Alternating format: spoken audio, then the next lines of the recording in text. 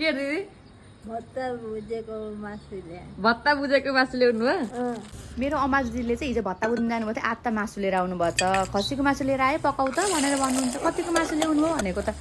50 रुपियाँको भन्नुहुन्छ ए बाबे 1000 लाइने 50 500 लाइने 50 दिदीले 50 भन्न कहिले जति पैसा चिनाए पनि लास्ट टाइम भन्ने 50 हो अनि त्यसपछि आमाले चाहिँ बिहानै मेरो सासु आमाले चाहिँ बिहान दुध तताउनको लागि आगो फुक्नुहुन्छ कि साथीहरू अनि त्यही आगोमा मैले पराक पुरुक गर्न थालेँ यो खसीको मासु होइन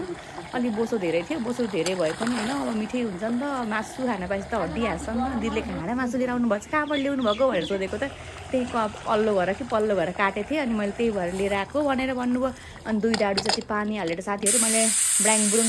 सिटी लगाइदिएँ होइन सिटी लगाइ आमाको दाँत छैन कि सासु आमाको अनि त्यही भएर सिटी लगाउनु पर्छ कि सिटी नलाएको मासु खान सक्नुहुन्न अनि त्यसपछि मैले धनिया सनिया छर्किदिएँ साथीहरू मासु पाक्दाखेरि मासुको लुक्स यस्तो भयो नि त ओहो हेर्दै खाउँ होइन मलाई त हेर्दै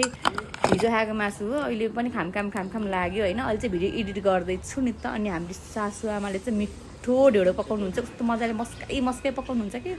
हामीले पकाएको ढेँडो जस्तो मिठो हुन्न अनि हाम्रो आमाले चाहिँ यस्तो छोइदिए पनि ढेँडो चाहिँ एकदमै मिठो हुन्छ अनि त्यसपछि मजाले यत्रो ठुलो कराईमा यत्रो ढेँडो खाइसकिन्छ भन्दै पकाइरहनु भयो होइन तर धेरै ढेँडो हामीले खाएर भ्यायौँ साथीहरू होइन कसरी खायौँ होला म भनेर